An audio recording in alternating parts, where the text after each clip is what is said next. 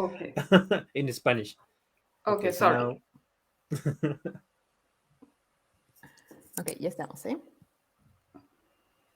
Hola a todos, buenas tardes, los que nos acompañan en estas horas, las primeras horas del día, de la tarde, por la tarde. Bueno, les queremos agradecer estar conectados en línea y en vivo, principalmente pues a Vineet, nuestra invitada del día de hoy, pero no sin antes agradecerles a nombre del Consejo Directivo y de nuestra presidenta Stephanie Salgado, que estén este día conectados y les vamos a hacer la presentación de la participante del día de hoy, que tiene un tema muy interesante. Ella cuenta con una maestría en geografía por la Universidad de Punjab, Shindang, India, también con un título de posgrado en planificación urbana y regional del Centro de Planificación y Tecnología Ambiental en la India y con una maestría profesional en gestión de geoinformación en Países Bajos. Durante más de 20 años ha trabajado en el campo del GIS y en sensores remotos. Ha trabajado en varios proyectos de planificación urbana, redes de carreteras, energía, telecomunicaciones, monitoreo ambiental, pronósticos de salud y agricultura. También se ha desempeñado en varios proyectos de infraestructura financiados por la USAID y ADB en Afganistán por un periodo de abril de 2007 a 2018. Bueno, muchas gracias, Checo, por tu compañía una vez más, y aquí vamos a tener esta participación que tenemos a nivel global gracias a tu apoyo y colaboración. Y pues bueno, te doy la palabra para darle introducción a nuestra invitada. Pues igual les platico a todo el mundo, ¿no? Que la dinámica es que Vineet va a hablar en inglés y voy a tratar de hacer lo posible para traducir lo que entienda en español. Entonces, so Vineet, well, now Andy, she gave a brief introduction about yourself, and Thank now, you. of course, Gracias. Oh, you're welcome. De nada. And now the floor is yours, Vineet. So please, you can share a screen.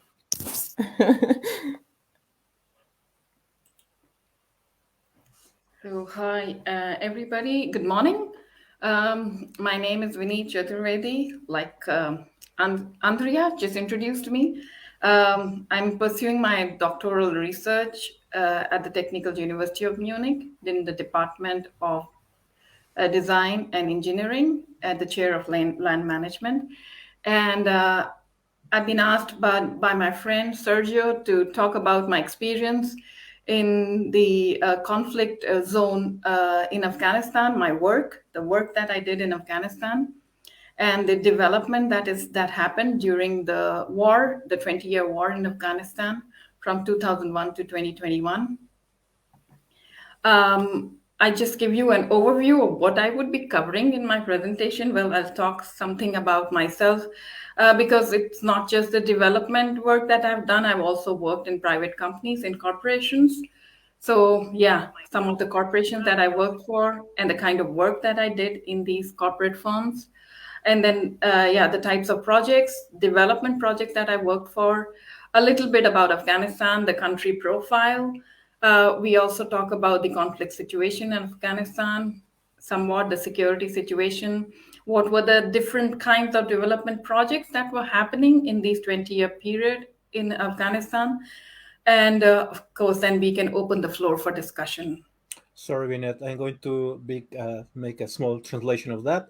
Well, Vineet va a estar platicando un poquito sobre su trayectoria que ha hecho. Este está un overview de lo que quiere platicarnos acerca de ella, del tipo de proyectos, el tipo de contexto del país en el que está trabajando, la situación de conflicto en Afganistán, algunos de los proyectos de desarrollo que ella trabajando, y mencionó que ella trabajó para el sector público, pero también para el sector privado, con empresas y corporaciones privadas. Y bueno, al final un poquito de discusión. Okay, Vineet, thank you. Okay, so I have worked with various corporate companies, private companies. I worked for ESRI India, ERDAS India. These are the industry standards. And I worked for their subsidiaries in India. I worked in the capacity of the consulting division there on consultancy projects, various consultancy projects. I was also into marketing. In ERDAS India, I was marketing and I was also providing technical support in the software, like ERDAS Imagine, like a photogrammetry suite. And in Reliance Energy, I was working for the SCADA GIS integration project, which was involved with the power lines, the low tension, high tension power lines, and integrating them into the SCADA program. And in Informatics, which is another private company that I worked for, I worked on a telecommunication project for Spain, the Telefonica of Spain. And here we were trying to convert the old planner system to the new system of their telecommunication network.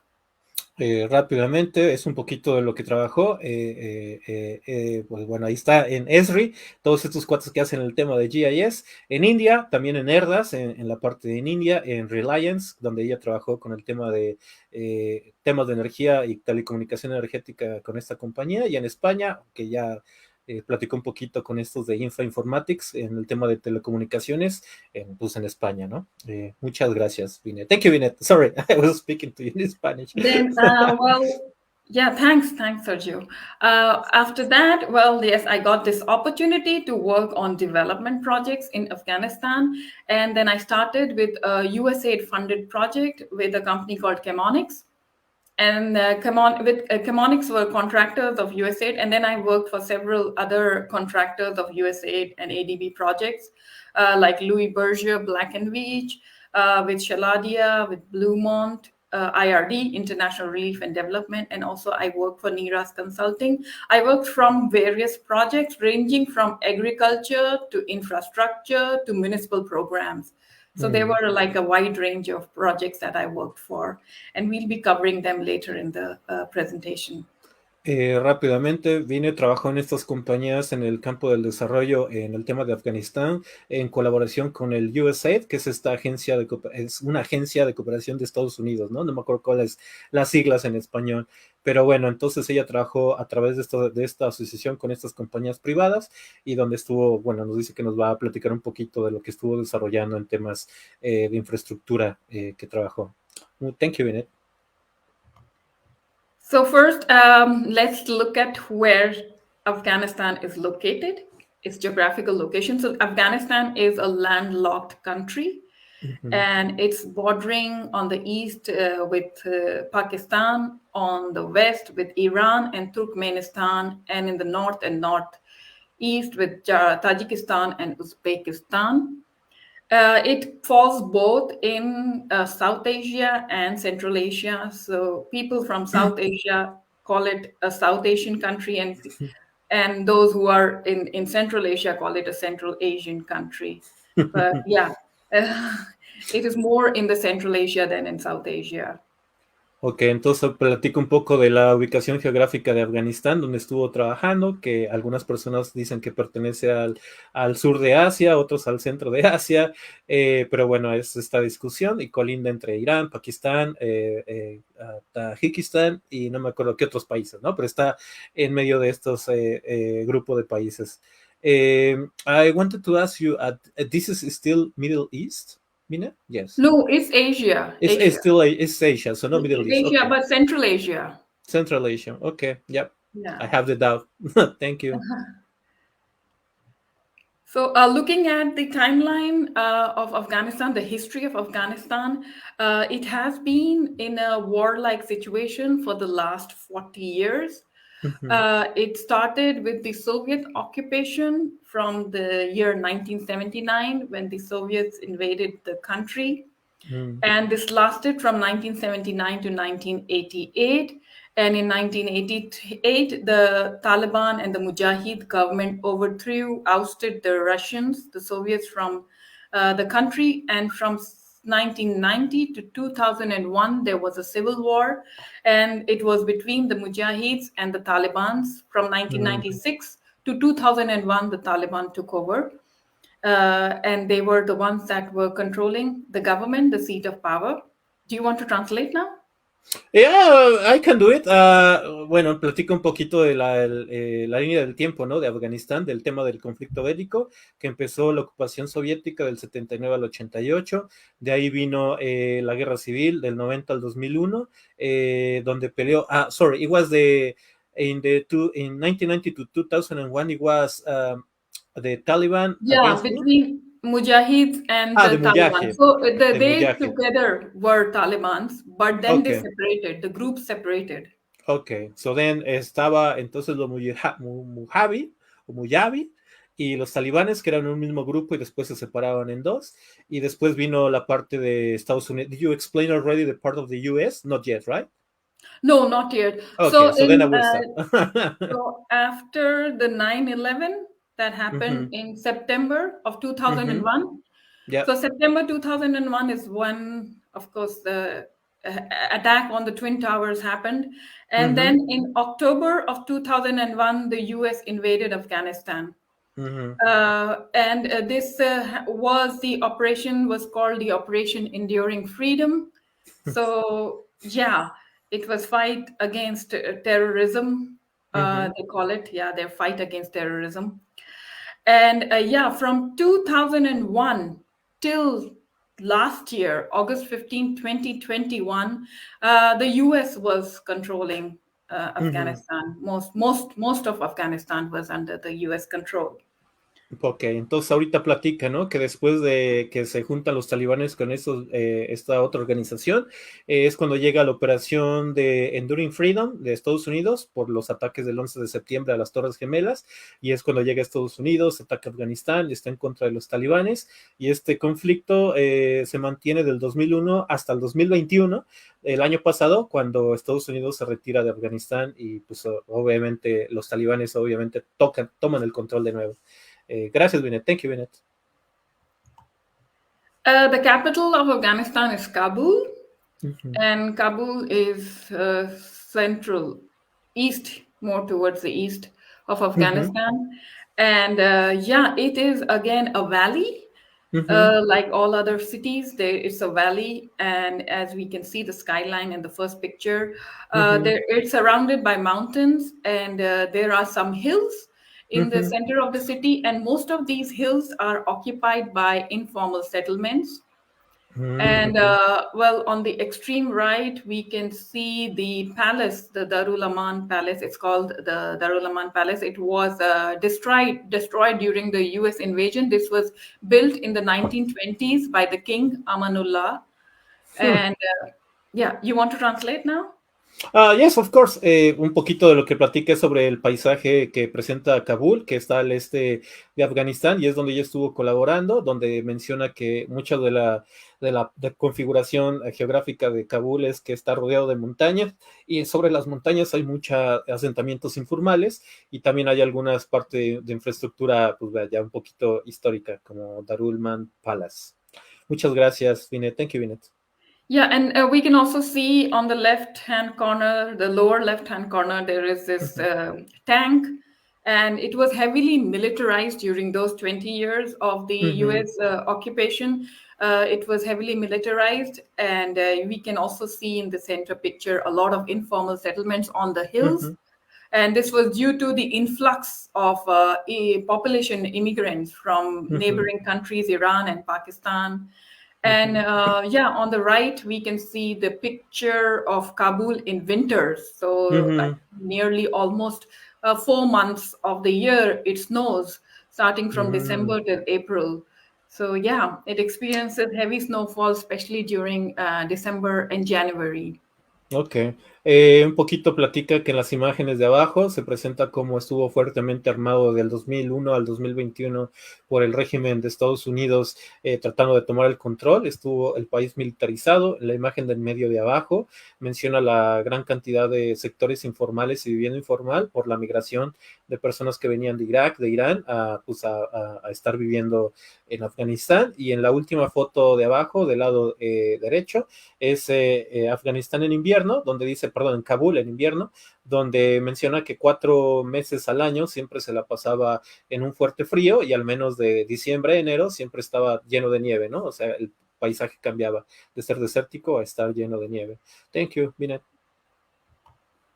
The other major cities in Afghanistan are the western Afghanistan in the province of Herat, the city of Herat. So the interesting thing is that a lot of these cities they take the name of the province. So the capital of Herat province is Herat. The name of the city is also Herat. Similarly, the capital of Mazar, the province Mazar, the name of the capital is also Mazar. So yeah, the Okay. province name and the city capital is the same. So we can see, yeah, on the left is the citadel in Herat. This is the fort, and I think it's from the time of Alexander. And then we have I will have to check in the history. And then we Don't have the worry. Blue Mosque of Mazar-e-Sharif, the very famous Blue Mosque of Mazar-e-Sharif. And then we also have here the mosque in Kandahar, in the city of Kandahar. Ok, entonces Vineet platica un poquito, ¿no? Que este es otro de las ciudades más importantes que usualmente el nombre de la municipalidad o de la región donde se encuentran estas ciudades importantes también es el mismo nombre de que se le da a la ciudad, ¿no? Similar a lo que pasa aquí en México, que es la ciudad de Puebla y la capital es Puebla. Menciona que hay algunas de las obras arquitectónicas de la antigua historia que relatan desde tiempos de Alejandro Magno, sí creo que sí es eso, y obviamente muestra, ¿no? Un poquito ahí como de la arquitectura, como este templo azul, que le llaman el templo azul, y este mezquita que es it's a mosque de Kandahar, sorry? Kandahar, yeah, I believe Kandahar. this is a mosque, yeah. It's a mosque, okay. Sorry, something interesting that we have here, Vineet, is that also we have in Mexico, the name of the province is also the name of the city, right? So the province is called Mexico Puebla. City. Yeah, exactly, right? Yeah, so similar like that. Thank you, Vineet. Yeah, and well, another important thing that I wanted to tell you is that I was able to enter the citadel, but all the pictures in this slide are taken sitting inside the car. So these, I only took it from the window of my car because not allowed to go and walk outside on the roads, on the streets. So yeah. Ok, algo que Vineet platica es que todas las fotografías anteriores las tomó desde el coche porque no tenía permitido salir y caminar, interactuar con la gente, y las únicas que sí pudo tomar son las de la Citadela, porque pues, obviamente pudo entrar y tomar fotografías, pero en los otros lugares, en la ciudad, no podía salir. Thank you, Vineet. That's really cool. Interesting. Yeah. And in Bamiyan, this is another city, the capital of the province Bamiyan. This is central Afghanistan. And we see some really nice pictures. The first picture is of Lake Bandamir. It's a nice, beautiful spot, a major tourist attraction. And then we can also see the image where the tallest standing Buddha, this was the tallest standing statue of Buddha, which was destroyed by the Taliban in 2001. And we can also see these mud houses, which you would see in not just in central Afghanistan, but you would also see in the southern parts of Afghanistan. These mud houses have been occupied by the people. They have they are inhabited, and they are like cave-like houses. And I think they were used by the students who were learning Buddhism at that time. So this region was primarily Buddhist region before the Islamic invasion. Yeah. Ok, entonces Vineet platica un poco el paisaje, que eso es en la parte Bamiyan, en el centro de Afganistán. Habla sobre este tipo de paisajes que se encuentran ahí, muy bonitos, con lagos, con algunas estructuras, y menciona que en la parte de abajo, en los tiempos del... it was Buddhist? Yeah, Buddha. You know, this was the tallest statue of Buddha in the world, but the Taliban destroyed it. They bombed it in 2001. Entonces estaba esta estatua que se ve, que era la más alta que se encontraba sobre este personaje, y obviamente en 2021 se destruyó por el régimen talibán, y también menciona que en la parte inferior, donde se ven como unas cuevas, ahí vivían los estudiantes que estudiaban el budismo, y son unas cuevas, ¿no? Donde la gente vivía y ahí se dedicaba a estar viviendo cuando estaban estudiando sobre el tema del budismo. Thank you, Vineet. Yeah, moving on, we just do some information about the physical conditions of Afghanistan, something about the land cover and other, el Basically. que So ya... it's primarily grasslands, mostly in Ujú, land area is grasslands. As you can see here on also in the right lower right corner, this is an image of Badakhshan, which is a ujú, northern province, northernmost province of Afghanistan, and it's also where the Pamir mountain ranges originate. So this is where the Pamir knot originates, and the Pamir mountain ranges start from here. The mm, origin is from here. So yeah, that's what the land cover is like ok, mainly grassland. menciona que la cobertura del paisaje de Afganistán es totalmente como paisajes verdes, como paisajes de pastosos, de pasto, y menciona que esta es la fotografía es de Badakhshan, que es donde empieza una región de montañas de arriba hacia, bueno, obviamente desde la zona montañosa hasta la parte más baja de Afganistán.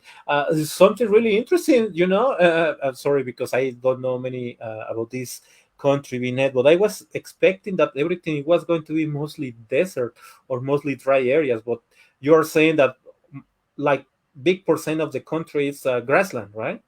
Yes, the central and the northern part is grasslands, yes. Oh, But the shit. south, you are correct. The south part of the southern provinces are mainly like desert. Ok, There is entonces, hardly any greenery. Yeah, Kandahar, Farah, Helmand, these are the ujú, provinces which are just ok. brown. No grass, nothing. Yeah. Le platicaba que en mi percepción de Afganistán pensaba que todo era como desértico, pero en realidad no, es solo la parte sur de Afganistán la que es desértica y no tiene nada de área verde, pero de ahí en fuera la gran mayoría del centro al sur, la mayoría son campos verdes, ¿no? Como se muestra en la imagen de Badakhshan. Yeah, Thank you, Badakhshan. Vineet. Badakhshan. Thank you, Vineet. And when we talk about the mineral resources, the major minerals that are found here are iron, copper, lithium, cobalt, bauxite, mercury, uranium, chromium. Also gemstones. Yes, it is famous for Oh, no. gemstones. And the blue stone, the lapis lazuli, is the Ujú, best quality here is found in Afghanistan. And they have several mines of the blue stone lapis lazuli. ujú, Another interesting thing is that they also have in eastern part of Afghanistan they have talc mines. You know talc, the talcum ujú. powder that we Ya, use. ya, ya. Yeah, Ujú, so they have a lot of talc mines in the eastern part mm, of Afghanistan. So ujú. yeah, they have quite a lot in terms of mineral resources, mineral wealth.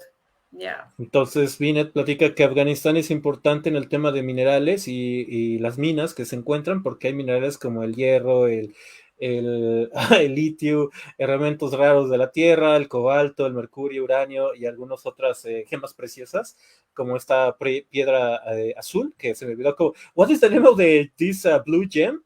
Lapis lazuli. Lápiz lazuli, ok, Yeah. una de las gemas que ellos mantienen dentro de los recursos minerales que tiene Afganistán y que al parecer son bastante codiciados. También menciona que tiene ahí como el tema de talco, que se utiliza pues obviamente para los pies, que también ahí saca mucho recurso de minerales para la producción del talco en general. El cromio y bueno, ¿no? Etcétera. Thank you so much, Vinet. Thank you. Also, when we come to crops, so the major food crops are wheat and rice are Ujú, the major food crops, some amount of barley, of course. And then they have like forests of pistachio. So cash crops, among cash crops, they have the almond, they have ujú, pistachios, walnuts, ujú, and they have figs, a lot of figs. They grow a lot of mulberries. And when ujú, it comes to fruits, of course, apples and pomegranates are famous. The pomegranates from Kandahar are really mm, famous, and they export it to other parts of the world, the ujú, pomegranate of Kandahar.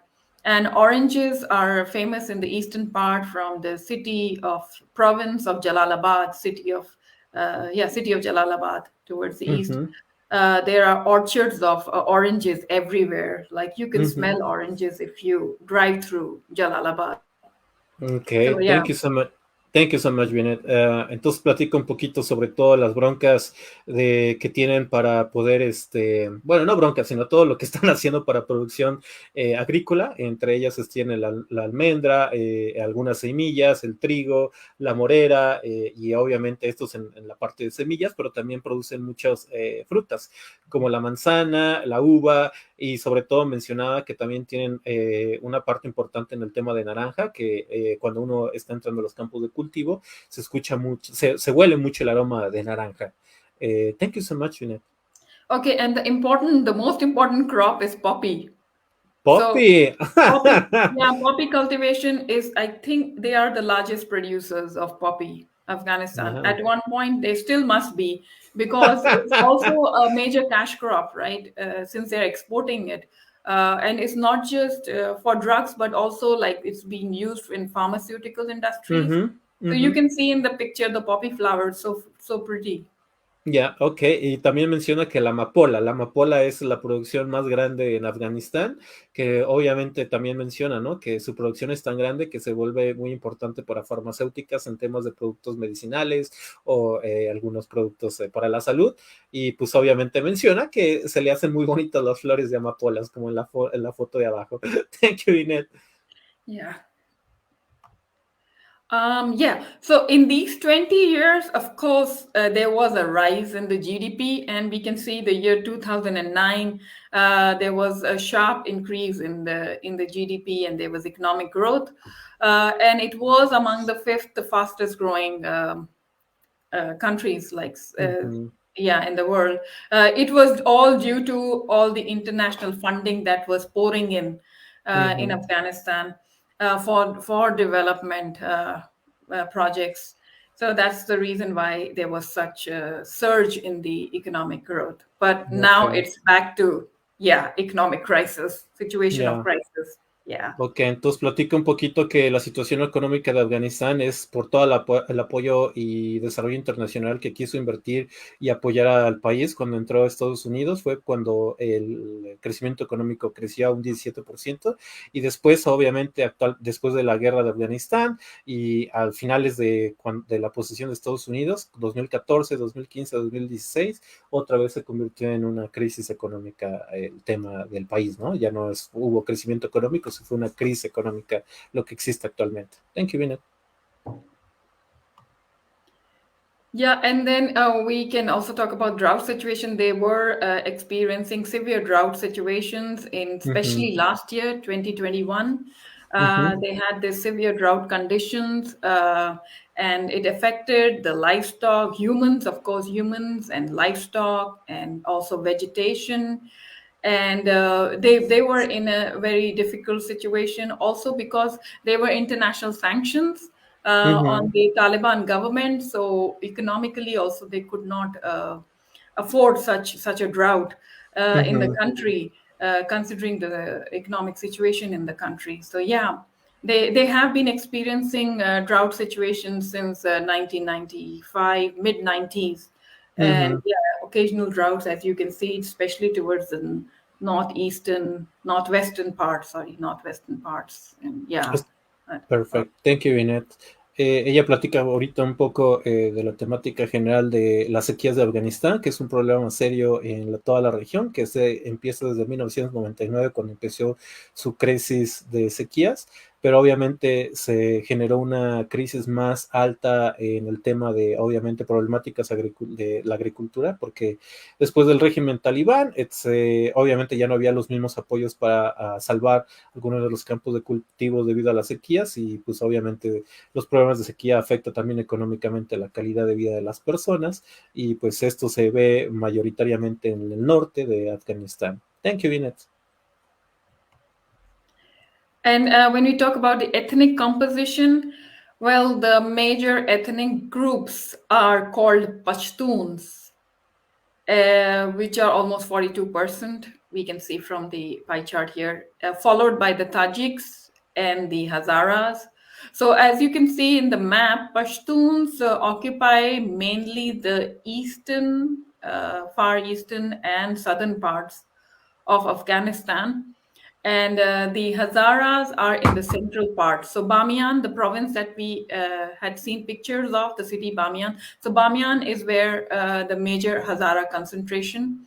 It has the major Hazara concentration, and on the western part we can see more of Tajik, and also the north. So the north is Tajik because it is also bordering Tajikistan. So you can see the province of Badakhshan. The province of Badakhshan is bordering Tajikistan, so there will be Hazaras in Tajikistan and in Afghanistan. And there is a Badakhshan, a Tajik Badakhshan and an Afghan Badakhshan. So Tajikistan also have their own Badakhshan. So part of Badakhshan falls in Tajikistan. Ella platica, ¿no? Un poquito sobre la porcentaje de grupos étnicos que emigran a Afganistán, y ella menciona que, por ejemplo, uno de los casos más representativos es la parte de las comunidades étnicas tayik que están al norte de Afganistán, pero obviamente se nota más la predominancia en el norte porque en el norte también de Afganistán se colindan con Tayikistán, y por eso se nota esta creciente movilización de personas étnicas a estas regiones. Y platica, ¿no? Que los Hazara, por ejemplo, están más concentrados en el norte, y los Pashtun, que están más concentrados en el sur de Afganistán, que son como de los grupos étnicos que están migrando o que emigran hacia Afganistán. Thank you, Vineet. Also, I wanted to talk about the picture on the left, and this is the Kuchi tribes, the nomads. They also have a fair share of the population in the country. Yeah, some percentage of Kuchis, and they are these nomads which clear the land for cultivation or whatever, and then they move to another region. Yeah. They are called Kuchi? Yeah, Kuchis, yeah. Kuchis. Kuchis are nomads. Yeah. Okay. Ella menciona que los Kuchi es un grupo étnico nómada que en realidad solo llegan, se asientan en alguna pedazo de tierra cuando cultivan, o bueno, no cultivan, más bien cuando toman todos los beneficios de la tierra, cuando están como nómadas en una región, se mueven a otro lugar y así van, ¿no? Como nómadas agarrando los recursos que tienen para sobrevivir, y están moviéndose de un lugar a otro, y pues su función en realidad es limpiar pedazos de tierra sobre cultivos, ¿no? Porque es lo que hacen como nómadas. Thank you so much, Vineet. That's really cool. Okay, some photos I'm sharing, some photos. Nice. Some geospatial conference that I attended on the upper left, and on the right is my office in the ministry. This is Ministry of Energy and Water, and these offices are actually made out of shipping containers, as you can see. These are thin boxes. So yeah, the living situation is also like this. We live in containers. Guest houses are made out of shipping containers, which are called connexes. And also offices are made out of shipping containers. And yeah, and then again, my team at the Ministry of Energy and Water in Herat. And yeah, these are the people, my colleagues that I worked with from Ministry of Energy and Water. Thank you, Vineet. Entonces, Vineet nos enseña ahorita algunas fotos cuando ella trabajaba en Afganistán, algunas conferencias de GIS, y menciona también donde sale a un lado de un contenedor de estos de barcos o de trenes, donde ella vivía, o también eran las oficinas donde trabajaban. Pues es lo que les ofrecía, ¿no? Entonces, los ministerios de energía y los otros ministerios de agua, donde trabajaba ella, y las fotos de abajo son algunos de sus colegas de trabajo, ¿no? Que también vivían en estos contenedores. Thank you so much, Vineet. That's right. So, can I ask you a question? Why you were not living in a house and why you have to live in these containers? Oh yeah, because you know these are always made in a hurry when there is a new project coming up. And yeah, but a lot of these large compounds, even the military bases, people were living in, soldiers are living in containers. So if you go to the ISAF, if you visit the International Security Assistance Force or the army bases, the US Army bases, they are all made up of containers, shipping containers. Yeah. Thank you so much. So they are pretty good from the inside. They are nicely furnished and they're pretty nice. Yeah. Awesome. Le platicaba que por qué no vivía en una casa normal y por qué en estos contenedores, y ella decía que por el tema de crisis tenían que hacer una acción rápida y que no nada más eran ellos tratando de ayudar en temas energéticos, sino que también los militares y otros equipo táctico llegaban a estas locaciones de situación de crisis, llegaban, se instalaban. Lo más fácil para construir es un contenedor, que no tenían que construir nada, y obviamente por eso vivían ahí, pero menciona también que en el interior de los contenedores estaban bien diseñados y tenían todas las, las amenidades básicas para tener una vida plena dentro de los contenedores. Thank you, Vineet. Okay, so we've already covered this, the history of Afghanistan and what are the major cities, Kabul, Mazar-e-Sharif, Herat, Kandahar. These have existed for centuries, and they have also gone through a lot of changes through the passage of time. The spatio-temporal patterns have changed. And it was the capital. Kabul was the capital of, now we are talking about Kabul. So Kabul is the capital of the Mughal dynasty. So it was also the capital then in 1504. And then since then, the population has also been growing during the Mughal rule, which also brought in a lot of changes in the city, the patterns of the city. Then after the arrival of Soviets, there was a lot of people who left the country. They flee and they went to neighboring countries, or they migrated to Europe, to the US, to Canada. So it experienced a lot of depopulation. And then, of course, after the Taliban, the population reduced even further. And it dropped to almost like 1.7 million, the population of Kabul. And we talked about this, that the Taliban was overthrown in 2001, and now they are back in power. Vineet platica un poquito de la historia que ya platicamos, sobre lo que nos presentó anteriormente, las ciudades importantes que son ciudades milenarias como Kabul, Mazar-e-Sharif, Herat, Kandahar. También platicaba sobre la dinastía Mughal y cómo el crecimiento poblacional creció de manera importante y creció en unos patrones urbanos en todas las ciudades de Afganistán. Sin embargo, desde la llegada de los soviéticos en el 79 hubo una despopulación, no sé si sea la palabra correcta, pero la gente empezó a migrar a otros países, a Europa, a Canadá, a Estados Unidos, donde obviamente pues hubo una migración de gente a otros países, y obviamente se redujo la población de Afganistán a 1.7 millones, y pues platica, ¿no? Que también lo que nos había dicho, que después, desde el 2001 hasta el 2021, llega de nuevamente el poder de los talibanes a Afganistán. Thank you, Vineet. Now we talk about the city Kabul. So the capital, Kabul is the capital. It is also a municipality, and it is at a height of 1,798 meters. What is the height of Mexico City? No sé. I really don't have that date, but I will give it to you right now. That's why we have Google. Google answers you everything. Yeah, so it is one of the high capitals. I think Lhasa in Tibet is the highest capital in the world. But this is also very high. It's a municipality, like I said, it's divided into 22 districts. So in 2016, the population was 4.6, nearly 5 million. It's it dwindles. So it was about 5 million. And now I feel that the population must have dropped in the last 1 year, because a lot of people have been trying to get out of the country after the Taliban coming into power. And we have also seen that in pictures and clips last year. So, but we know that it has been in a state of continuous conflict, and just like in a small. Can you go back to the previous slide, so I can explain a bit? Just to tell you a bit that the altitude of Mexico City is 2,240 meters. So I think it's a bit higher. It's higher. I knew that Mexico City is it's at a height.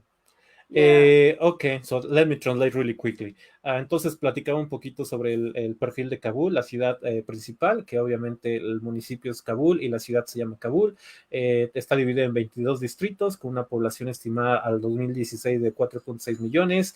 Y Afganistán, pues mencionaba, ¿no? Que ha estado en conflicto con Estados Unidos, bueno, en conflicto desde que llegó Estados Unidos a invadir en octubre del 2001 y obviamente después de 20 años los talibanes llegaron y volvieron a tomar el poder, ¿no? Y pues un poquito de lo que platicaba del perfil de Kabul. Thank you, Vineet. Okay, so we are looking at the land use of Kabul now. So we focus on more on Kabul, which is the capital. Here we can see that there is a lot of barren land. So there is a scope for development. There's still a lot of scope for infrastructure development and other kinds of developments. Yeah.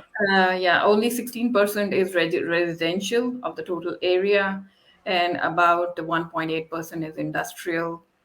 So yeah, there is scope for further development in Kabul. That's really. I also wanted to tell you the center is quite heavily, like any other city. I think the center of the city is densely constructed or built up. Of course. Thank you so much. This is interesting. Sorry, I will switch to Spanish, Vineet. Lo que nos platica Vineet está interesante como para la banda que es urbanista. Nos platicaba, por ejemplo, ¿no? El tema de que pues el centro de Kabul también es meramente una ciudad urbana, ¿no? Urbanizada, y obviamente nos platica que el 16% de toda la ciudad es residencial, de ahí un 1% es una zona comercial, el 6% es institucional, y bueno, ahí nos estaba platicando las diferentes gráficas. También nos platica, ¿no? Que el 19% de todo Kabul se dedica a la agricultura, y pues bueno, pues es el porcentaje, ¿no? Que se tiene actualmente como tierra de barreno en el 40% de todo lo que es la capital de Kabul. Y pues lo platicaba Vineet, que el centro es la capital, ¿no? Como en todas las ciudades importantes, y está meramente urbanizado. Thank you so much, Vineet.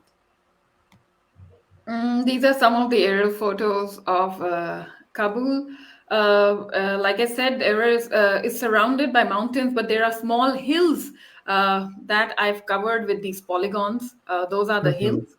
They are in the center of the city, and there is a lot of informal settlement that has happened here in the last 20 years due to the migration of the people coming from neighboring countries like Pakistan and Iran, who were there as refugees, and they occupied these hills, and they constructed here. And then, of course, the central, like I said, is heavily built up, but there are new townships coming up. So you can see in the lower right-hand image, there are new.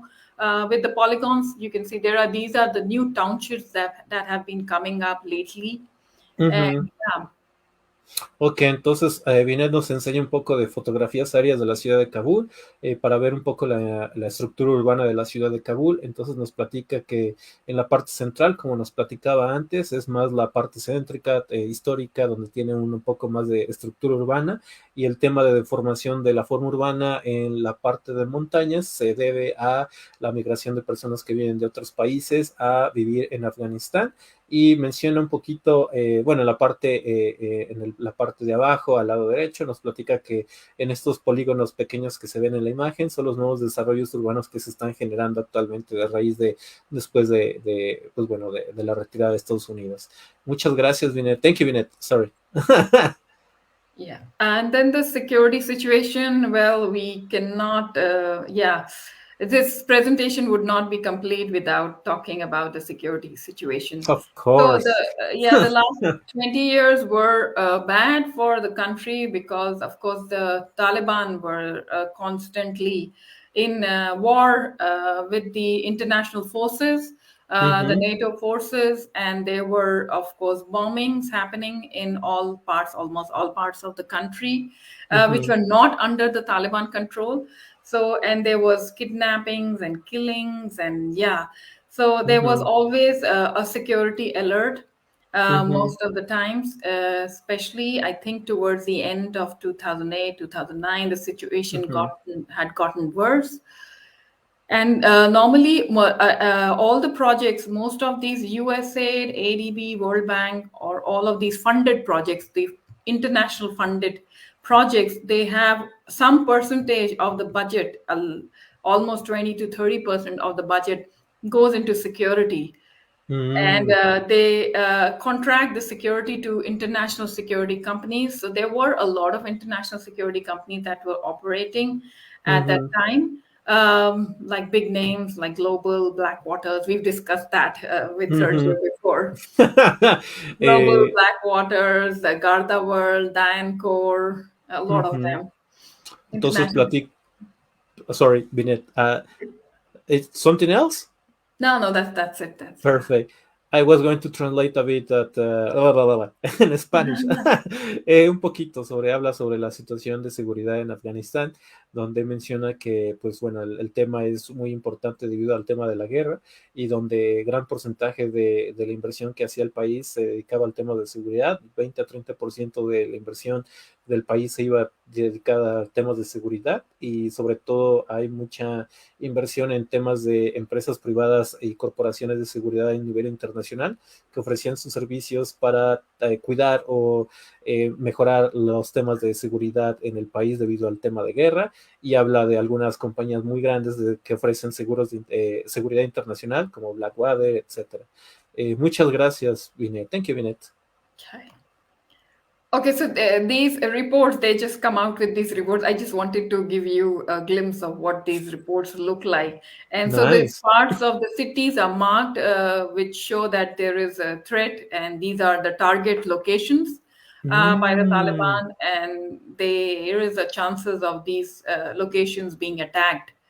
So they almost take out these, some companies or security agencies, they take out these reports like on a weekly basis, some on like bi-weekly basis. But yeah, so they keep you informed on what's happening with the security in the country. Thank you so much, Vineet. Ella platica que este es un mapa de posibles ataques del Talibán, donde ella trabajaba. Estos tipos de reportes eran los que se generaba y se esparcía entre las empresas de seguridad privada. Es cartografía donde se mencionaba los posibles ataques terroristas que podían suceder. Entonces, esta cartografía servía para planear un poco dónde no tenían que estar o las cosas que tenían que hacer o cómo se tenían que organizar para evitar este tipo de zonas, ¿no? Thank you so much. That's really interesting, Vineet. Thank you so much. Yeah, and another interesting thing about it is, of course, like in Iraq and other parts, there is a green zone and a red zone. So green zone is where you have all the expatriates living and all the ministries and all the other governing bodies. They have their offices there. So that's the safe zone. They call it the green zone. And yeah, the green zone is a safe zone. There is no red zone, but there's a green zone, which is supposed to be safe zone, which is highly unsafe because that's on target. Okay, that seems really cool.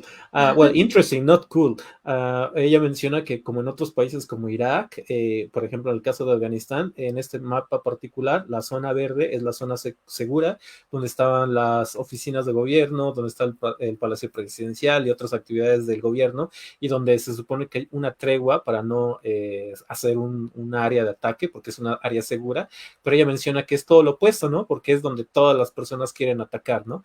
Entonces es conocida como el área segura, pero es donde todo el mundo quiere hacer, pues bueno, quiere atacar, ¿no? Por el tema del conflicto que tenían. It's really interesting that opposite situation that is the green safe area, but it's the target of everyone else to try to attack there.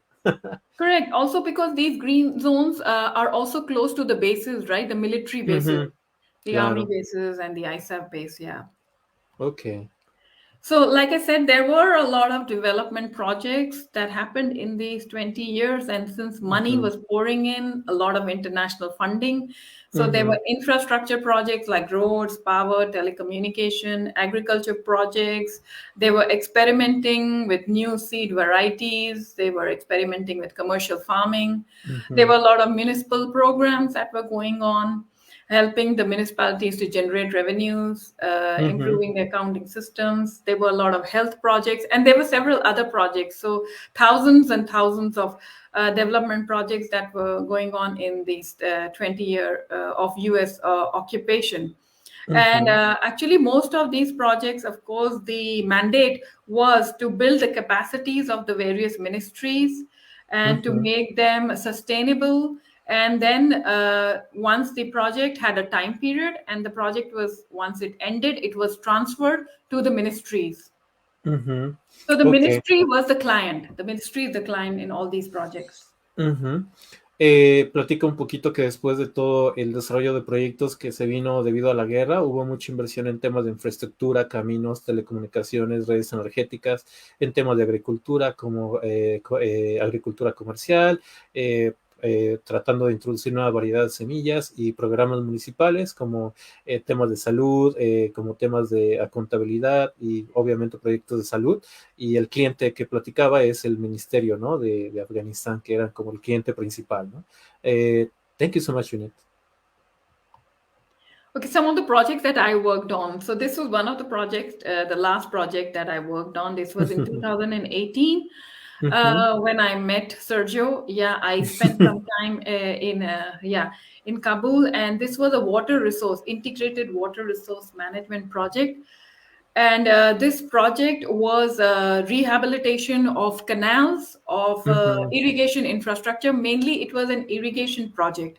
And it consisted of, it was a trans-boundary project. So the Panj-Amu River, so these are the two rivers. Amu is a Panj is a tributary of Amu River. And this river runs across Afghanistan, Tajikistan, Uzbekistan, Kyrgyzstan, and Turkmenistan. So all these 5 countries, it covers all these 5 countries, the river. And it's the second largest of the 5 basins. So there are 5 basins, and this is the second largest basin. And of course, the project was to improve the irrigation facilities, to have an equitable distribution along all the schemes. So that was the main focus or objective of the project. To improve the irrigation, irrigated land area also, y ella platica que este fue su último proyecto con el que trabajó y donde nos conocimos, Vineet y yo, en el 2018. Donde ella estuvo trabajando en este proyecto de esta cuenca en el río Basin de Panjamu, donde ella estuvo trabajando, y este río platica que cubre 5 provincias en Afganistán, que es Badakashkan, Takhar, Kunduz, Baglan y una parte de Bamiyan, y que obviamente este río atraviesa varios países como es Tajikistán, Uzbekistán, Kirguistán y Turkmenistán, que son los ríos que atraviesa esta cuenca de este río. Es el segundo río más largo que atraviesa 5 cuencas, y obviamente el proyecto era mejorar la irrigación en campos de cultivo sobre toda esta cuenca, y pues obviamente lo que platica, ¿no? Que la idea era generar mayor producción de trigo y arroz, y pues generar una mayor diversificación de campos de cultivo en toda la zona de la cuenca. Thank you, Vineet. There was another water resource management project that I worked for, and this was that project Panjamu Darya. This was on the north and the northeastern part. It was covering northeast of Afghanistan. This was covering the western part of Afghanistan, and it was the Harirud River Basin, which is also again one out of the 5 basins. And the goal of the project again was the same. It was to improve the rural livelihoods by improving the irrigation service delivery and enhancing the agricultural production. And also this involved construction of dams. So in this project, we also constructed about 6 dams spread over 6 provinces, which were covered by the basin. This was what the objective was. Apart from this, we also prepared a master plan for the ministry for the sustainable development of the Harirud River Basin. Ella Vineet platica que este es otro proyecto con el que estuvo trabajando, que el proyecto era mejorar la calidad de vida de zonas rurales a través del manejo de recursos hídricos, mejorando temas de irrigación, el servicio de entrega de sistemas de irrigación para los agricultores, mejorar las prácticas de agricultura, mejorar la productividad de agricultura a través de la irrigación en esta cuenca de Afganistán, la que está marcada en rojo, y preparó un plan maestro para un desarrollo sustentable de la cuenca de Harirut, que es el nombre de esta cuenca, y pues obviamente platica, ¿no? Que esta cuenca se encuentra, bueno, cubre 500 kilómetros del este al oeste y 100 kilómetros al norte, de norte a sur, ¿no? Que es lo que platica un poco de este último proyecto donde estuvo generando este tipo de mapas y cartografía para mejorar el manejo de la cuenca. Thank you so much, Vineet. That's really interesting. Yeah, two water resource management projects. Again, I worked for this another project which was in south of Afghanistan. This was covering the provinces of Kandahar and Helmand. These are the southern provinces, Helmand and Kandahar. And the name of the project was Regional Afghanistan Municipal Program. This is I just put this picture, an aerial photo of the city of Kandahar. For your, just to Thank you.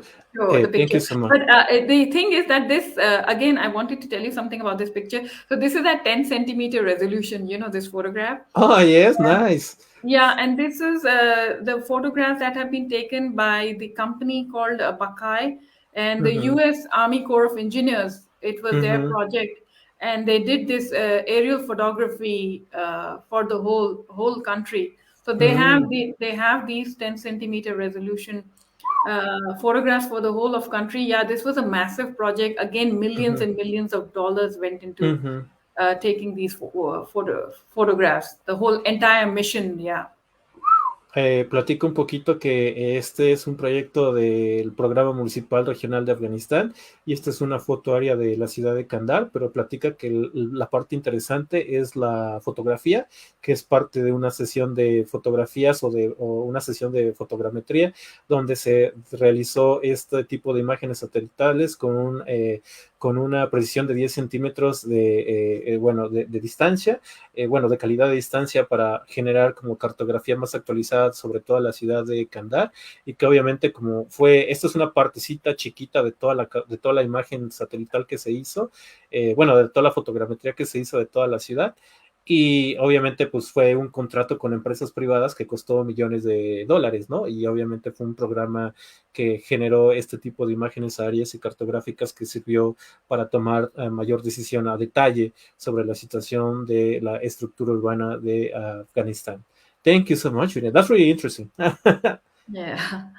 Like I was telling you, the project is Regional Afghanistan Municipal Program. But, these projects like the Regional Afghanistan Municipal Program is going on all over. These were operating in all parts of the country. So I was working with the south, but this was also going on in the north, the east, and the western part of Afghanistan. And the contractors could be different. Even the funding could be different. So the funding could be from USAID or a World Bank or Asian Development Bank. But the program is the same. It's the Regional Afghanistan Municipal Program. And the mandate of this program was to strengthen the capacity of the municipalities. So all the municipal services, service deliveries. One of them was the land registration system, to improve the land registration system so that the revenue is generated for the municipalities. Mainly it was for revenue generation. There were other projects that were also going on, services like construction of public toilets, for the people. And there was also improving of their finance budgeting system of the municipality. So there was a lot of other components of the project, but the main project was the land registration services for revenue generation. Yeah. Okay. Entonces platica, ¿no? Que uno de los proyectos que también trabajó en el sur de Afganistán, que lo que platicó es que estos proyectos se aplicaron en varias ciudades en todo Afganistán y obviamente uno de los que trabajó fue en el programa municipal, el programa regional municipal para el crecimiento urbano, donde estuvo en Kandahar, en Afganistán, que fue fundado también por la agencia del USAID, que fue inversión de Estados Unidos con millones de dólares, y que el proyecto principal fue el registro de propiedades de tierra, ¿no? Para uso, para generar uso de venta comercial. y obviamente pues este tipo de proyectos que se generaban fue generar un sistema de administración de la tierra que generaban a la población áreas donde podrían registrar servicios de uso de tierra, y obviamente también eso incluía títulos y certificados donde la gente podía tener certificados de ocupación de estos predios de tierra, ¿no? Entonces, un poquito para platicarles de Vineet. Vineet se dedica al tema de administración de la tierra, land administration, y eso es como el enfoque en el que estuvo trabajando Vineet. Thank you so much, Vineet. I have to make it clear that your focus is on land administration, Yeah, and land has been, administration. that's more your topic, your main topic. Thank you so much. Right. Yeah, those were some of the projects that I worked for. Awesome. Very nice, Vineet. Shall I Thank you stop so much. sharing? Yes, you can just yes, of course, we can stop sharing. Maybe we can have first of all, congratulations. That's really cool. I was all the time telling to these guys that you have been working in interesting things, Vineet, and of course, I was all the time saying that you are one of the main characters or friends and person that I know that is working in this kind of conflict situation resolution things. So thank you so much. Well, okay, Vineet terminó su presentación. Le estaba dando el agradecimiento y obviamente por compartir todos estos temas de conflictos bélicos donde ella trabajó desde el punto de vista desde la administración de la tierra en empresas privadas o en proyectos de públicos y privados, etcétera, ¿no? Pero obviamente platicando de este punto de vista. I have a question for you, Vineet. Remember that you told me that sometimes you have to stay in these compounds for several months and sometimes you used to listen the bombs? It's because it was some... What was that? That happens, yeah. That happens because, bombings happen. There are bomb blasts, and I have been. I mean, our compound has been attacked in Kandahar. Also, the compound has been attacked, and initially, actually, in Kandahar, that was supposed to be the headquarters of the Taliban, and it was most active. So the south was actually a lot active. Also, other parts, Kabul being the capital, was also attacked. We were so-called bunkers, or they're called safe havens. So we are prepared and we are trained to go to the bunker whenever there is an attack.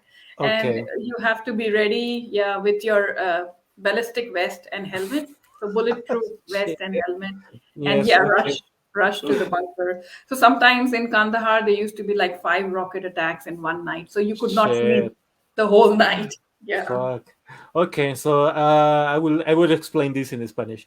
Estaba platicando Vineet que ella, porque una vez me contó una historia donde ella recibió ataques terroristas, ¿no? Con donde ella estaba trabajando, y me platica que sí, que ellas están preparados cuando hay algún tipo de situación de terrorismo o de ataque de bombas o de misiles, tienen unos búnkeres especiales donde ellos tienen un protocolo, donde se ponen un chaleco, donde se ponen el casco, donde se meten al búnker y tienen que estar ahí esperando a que todos los ataques pararan. Cuando trabajaban, incluso decía que a veces no dormían porque cuando estaban en los bunkers había como tiroteos o disparos de misiles al espacio donde Vineet estaba trabajando o dormía, y tenían que estar viviendo por algunos días en los bunkers hasta que los ataques terroristas pararan. Well, that's freaking impressive, Vineet. Thank you so much for sharing this. Okay, so now I will, sorry, for a moment, Vineet, I will switch with Andrea in Spanish. ¿Qué onda, Andy? ¿Cómo vas? ¿Alguna pregunta, alguna cosa de la gente, alguna pregunta de tu parte? Pues si la banda también quiere preguntar, pues es el momento también. Sí, las personas que nos están viendo en este momento, si tienen alguna duda, este es el momento ideal para podernos escribir, hacer el comentario y para que nos puedan responder la duda. Mientras, Gabriel Sánchez Valverde nos manda un abrazote desde el barrio más emblemático e histórico de la Ciudad de México, que es Tepito. Bien, entonces, okay, Vineet, so there is a friend that was watching your presentation. So I'm working with him here in Mexico, and he's working in this community that it's in the Mexico City part that is called Tepito. He say hi to you, and he say that he's watching you from this specific, particular, typical neighborhood from Mexico. He say hi to you. Hello. Hola. Perfect. ¿Tú, Andy, alguna pregunta? Yo tengo duda en cuanto a toda la gestión que se hace para la generación de los mapas. ¿Es la Esa es pregunta? mi duda. Esa es mi duda. Bien. Okay, maybe it's a very big, broad question, Vineet. So she's asking, how's the logistics or the dynamics to create this cartography that you made? So it was part of like a Para la job that you have to recolección do. la recolección de datos e información. So how do you collect data? So it was the data was part of the government. You have to go into the field and collect the data to create these maps. So how was everything done by yourself? Yeah, so actually, I'm not allowed as an expatriate. I am not allowed to go to the field, unfortunately. But also, my job, like what we do, remote sensing GIS, it's a desk job. So even if we don't go to the field, we can get all the data. But yes, there was field work involved, and we would employ local Afghans to do the field work. So of course, Okay. there was funding. They had all the money. Money was flowing like water. So they could Oh, hire shit. people for 2 months, 3 months, and just go to the field for the Collect land data. registration part. There were local Afghans. They were hired in large numbers, and yes, they went and did the household survey, house to house surveys, and Shit. yeah, That's collected the interesting. data. Ok, entonces Vinet platica que ella no puede salir porque no tiene permitido salir del país y está en una zona donde no se le permite salir de este compound que pertenece a esta organización como un área segura por no pertenecer al país mismo. Entonces toda la recolección de datos que tenía ella era a través de subcontratando gente local en Afganistán, donde esta gente se subcontrataba, se le enviaba al campo, recolectar datos, recolectar fotografías, etcétera, lo necesario. Y obviamente platica que como había mucha inversión en el tema bélico, el tema de guerra, tiene mucho dinero, no había preocupación en dinero para recolectar datos, ¿no? Porque eran millones de dólares y obviamente decía que no tenían, llamémosle, no ilimitados, pero muchos recursos para mandar, contratar gente, recolectar datos, contratar equipo, maquinaria, etcétera, ¿no? Drones, fotogrametría, aviones para este tipo de fotos. Y entonces, that's really cool, Vinet, thank you. Dime, Andy. Espera. Sí, claro. Vientos. Okay, Vinet, so I have a question for you. I was Yeah. really answering something really interesting. That, shit, I mean, a lot of things you have been done there in Afghanistan. But it was, I have a question. How long did you work there in this kind of projects? It was just big, long period of time, or you were living in Afghanistan for a small period of time and then you moved to your country? How was this dynamic of working in Yeah. Afghanistan? Yeah, so actually, I did get long-term assignments. I did long-term. So, like with USAID or ADB, you get a long-term assignment or a short-term assignment. So, a long-term assignment is anywhere beyond 9 months. Anything Oh, beyond okay. 9 months is a long-term assignment. So, my first project, which was an agriculture project, it was a 5-year project, and I was there long-term. So, I could have stayed for 5 long years, but Oh, after shit. 2 years I got bored with the project. Okay. Yeah, it was the That, same thing over and over again. You know how these projects get monotonous and you're doing just the same thing, creating one and reports for USAID, and yeah, just happening. It's the same thing. But I did some interesting work there too. Like I did the crop classification for a couple of districts in the province of Kabul. And we actually bought satellite data from Digital Globe, QuickBird.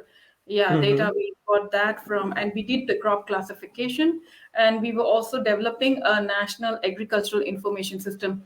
So yeah, I was there in this project for 2 years, and then I did another long-term assignment for the road project. Remember the infrastructure project?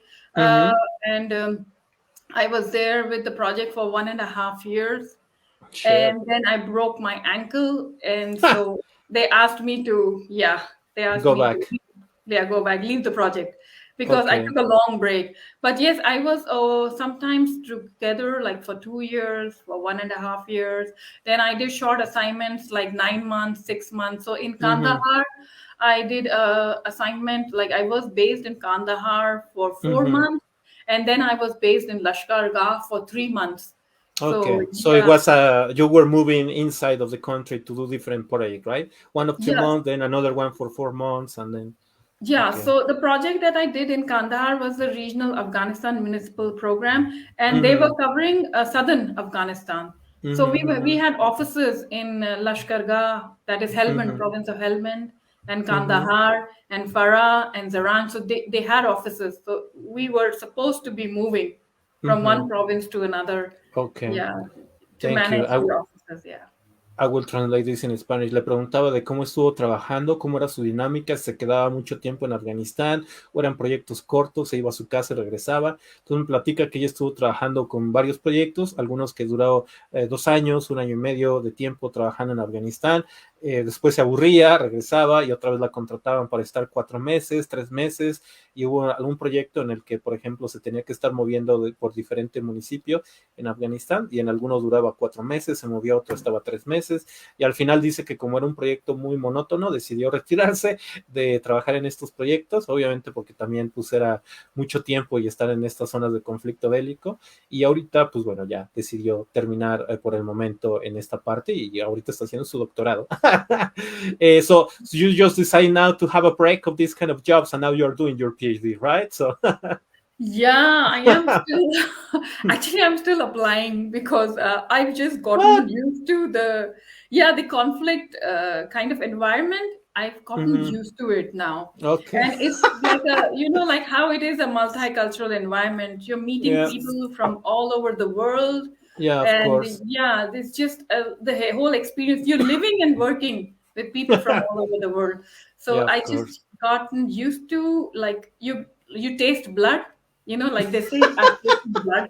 So I love that kind of an Okay. environment, meeting people from everywhere, a multicultural environment. Ok, le platico un poquito. Vineet está platicando que ya ahorita, aunque hace el doctorado, sigue aplicando a este tipo de proyectos en conflictos bélicos, porque ya lo que extraña mucho es el trabajo internacional, que no nada más es gente como ella que trabaja para este contratista internacional, sino que cuando tú trabajas en estos campos o en estos lugares de conflictos de guerra, hay gente de todos los países, de Francia, Inglaterra, de todos lados del mundo, y que ella extraña poder trabajar con este equipo internacional, donde vives y trabajas con ellos al mismo tiempo, y donde ella obviamente hizo mucho trabajo, y que dice que ya está muy acostumbrada a trabajar en situaciones de conflicto de guerra, que pues a veces incluso suena raro, pero lo extraña, y que por eso es que está aplicando actualmente para futuros proyectos en alguna situación de conflicto de guerra. Y que platica, que dice que es como probar sangre, que una vez que lo pruebas ya no puedes parar, y que por eso sigue aplicando este tipo de proyectos. Thank you, Vinay. That's like really extremely nice.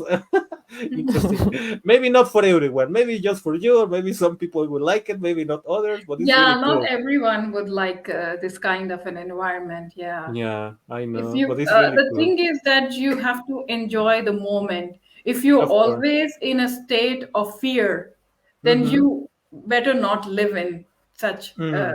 In places, such environment. conflict, Entonces, environment.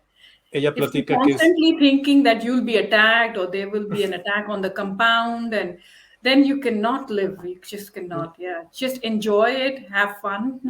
Yeah. yeah, of course, that's a good advice. Ella platica que obviamente este tipo de actividades no es para todos, que obviamente ella le gustó y le atrajo, pero ella trata de no pensar en todo el tema conflictivo, que dice que si tú lo disfrutas y te la pasas bien y conoces gente y te la pasas chévere, dice, vale mucho la pena estar en este tipo de proyectos, pero si estás totalmente pensado, me van a atacar, voy a recibir una bomba, etcétera, obviamente no lo disfrutas, porque siempre pasa, ¿no? Es un hecho de que en algún momento va a haber un ataque terrorista, te van a atacar, van a disparar, y obviamente pues eso es lo que ellos menos piensan, ¿no? Ya en ese momento de conflicto, pues ella se la pasaba cotorreando con sus amigos, y pues eso se le olvidaba, ¿no? Todo el tema del conflicto afuera. Y entonces, Vineet, thank you so much. Andy, ¿alguna cosa? No, creo que está bastante completo. Sí hay como Bien, varias entonces, dudas, pero pues yo creo que las iremos resolviendo en alguna otra plática o en alguna otra conferencia que ella nos pueda bien, entonces. abordar, y ya igual si lo podemos conjuntar con algún otro compañero de ella que nos pueda compartir. Ajá, estamos muy interesados en conocer sobre todo cómo es este intercambio de información, ¿no? A nivel países y demás. ¿Qué onda, Vineet? So, Vineet, so now I think because we reach our time, so we are more than 1 hour, we are going to have to stop for a bit. Andy was saying that there is a lot of questions, a lot of things that they would love to know.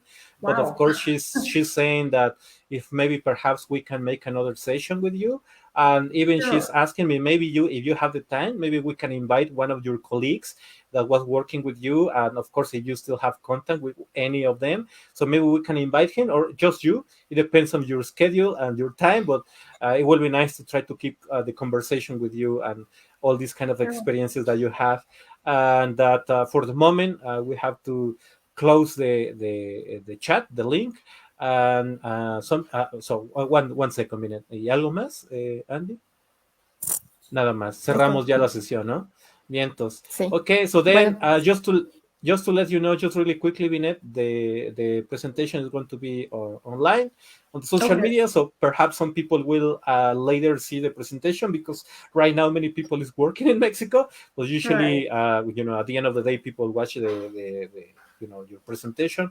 Perhaps there's going to be some questions, and if there are more questions, then we will let you know if you can reply to them or to these people, or maybe in the next session you can say something else. But yes, Andy, sí, dime, pinche Andy. Sí. ¿Qué tranza? No, ya. Bye.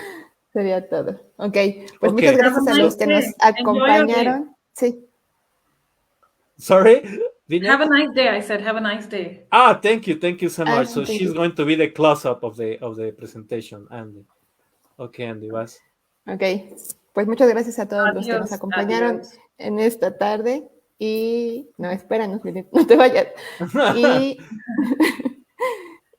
Bueno, agradeciendo a nombre del Colegio de Urbanistas y Diseñadores Ambientales del Estado de Puebla, a ti, Sergio, siempre por la colaboración, y pues nos estamos viendo en la próxima transmisión.